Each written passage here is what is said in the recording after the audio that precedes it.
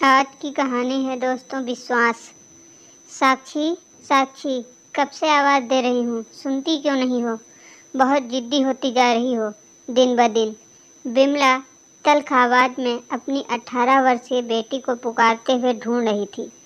बिमला उसके कमरे में दाखिल होते है तभी साक्षी हड़बड़ा कर कुछ स्कूल बैग में रख देती है। क्या क्या छिपाया तुमने मुझसे अभी? और कुछ सुनाई नहीं देता तुम्हें? बहरी हो गई हो? गुस्से में साक्षी का साथ हाथ पकड़कर बोली। फिर वो बैग में कुछ टटोलने लगती है। वो कुछ नहीं है मम्मी, वहाँ प्लीज मम्मी।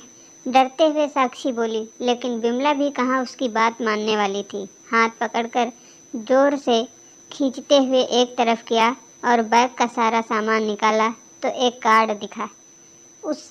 उसे प्रश्नवाचक दृष्टि से घूर कर देखा। फिर कार्ड खोल कर देखा तो किसी लड़के की फोटो लगी थी जो साक्षी का ही नहीं ही हम उम्र था। शायद कौन है ये? बता नहीं तो टांगे तोड़ दूंगी। क्या गुल खिला रही है? जल्दी बोल, नहीं तो। उसने गुस्से में पास रखी उसकी हाँकी स्टिक उठाकर डराया। तभी पीछे से साक्षी की दादी विद्या जी ने उसके हाथ से स्टिक छुड़ाते हुए कहा, क्या सच में लेने पर तुली है बहू? आपको कुछ नहीं पता माँ जी, आप हमारे बीच मत आइए। अभी मेरे पास हमारी कॉलोनी में रहने वाली मिसेज पांडे का फ़ोन आया था। उन्होंने मुझे बताया कि इसे किसी लड़के के साथ आते जाते देखा है। और तुमने विश्वास कर लिया?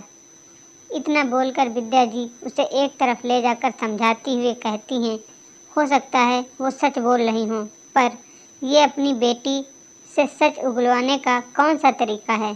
तुम्हें क्या लगता है इस तरीके से डरा धमका कर उसे से आसानी से सच उगलवा लोगी? देखो बहू, मुझे मालूम है कि तुम्हें जल्दी गुस्सा आ जाता है, और जहाँ तक मेरा अनुमान है, इस गुस्से की वजह से ही तुम्हारी बेटी तुमसे दूर होती जा रही है। तुम जो उससे थोड़ी गलती होने पर न जाने क्या क्या सुना देती हो, थोड़ी सी परेशानी होने पर खींच कर झिड़क देती हो, उसका ही नतीजा है जो तुमसे डर कर बातें छिपाने लगी है। मेरी मानो तो अभी भी वक्त है, अपना व्यवहार नरम करो। उससे उसे पास बैठाकर प्यार से मीठे बोल बोलकर उसके मन में अपने प्रति सम्मान और विश्वास जगाओ। नहीं तो ऐसा न हो कि कल को तुम्हें पछताना पड़े। जी माँ जी, आप शायद सही कह रही हैं। कहीं मेरा ही कटु व्यवहार मेरे प्यार पर भारी न पड़ जाए। आज से मैं पूरी कोशिश करूँगी कि अपने गुस्से पर नियंत्रण रखूँ। तभी मैं अपनी बेटी के दिल में फिर से प्यार और विश्वास जगा पाऊँगी। बिमला अब साक्षी के पास गई। साक्षी उसे देखकर 2 कदम पीछे हट गई, शायद डर की भावना से। बिमला का सारा गुस्सा शांत हो चुका था।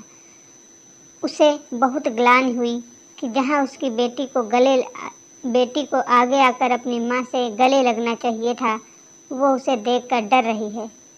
विद्या जी साक्षी के पास जाकर बोली, बेटी अपनी माँ से सब सच बताओ, चिंता मत करो, वो कुछ नहीं बोलेंगी। साक्षी बोली, मम्मी, मिसेज पांडे ने गलत नहीं देखा। उस दिन गौरव ने मुझे यहाँ छोड़ने आया था। आंटी ने सिर्फ आपको मेरे बारे में बताया। वो मेरी फ्रेंड मानसी का भाई है, जो मेरे ही क्लासमेट है और मेरी अच्छी दोस्त भी। उस दिन कोचिंग जाकर पता चला कि सर इमरजेंसी में कहीं गए हैं, इस वजह से क्लास नहीं लगी। तब तक मेरा ऑटो भी जा चुका था, इसीलिए मानसी ने मुझे अपने साथ वापस आने को कहा। मैं बोल ही नहीं पाई कि मैं कैसे वापस आई। आप पूछिएगा उन आंटी से कि मेरे साथ और कौन था। और रही बात इस फ़ोटो की, तो ये मुझे मानसी ने ही दी थी।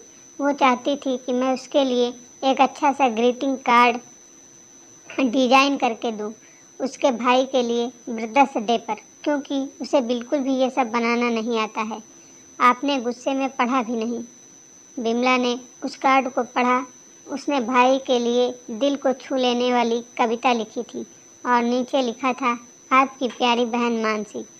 बिमला को भी पता था कि उसकी बेटी आर्ट एंड क्राफ्ट में माहिर है, सुंदर सुंदर पेंटिंग्स भी बनाती है और पड़ोस के बच्चे भी उससे सीखने कुछ न कुछ बनवाने आते रहते हैं।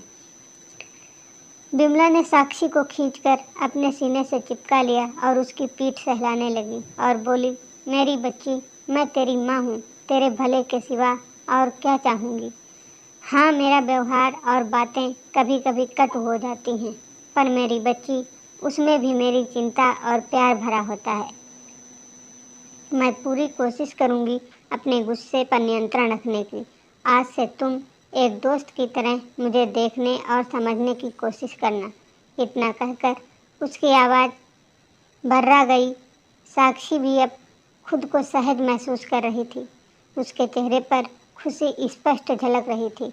इस बार बिमला ने खुद से वादा किया कि अब वो खुद को अपने ही गुस्से और शक से जूझने नहीं देगी, ना ही बेवजह दूसरों की बातों में आकर अपनी बेटी पर शक करेगी।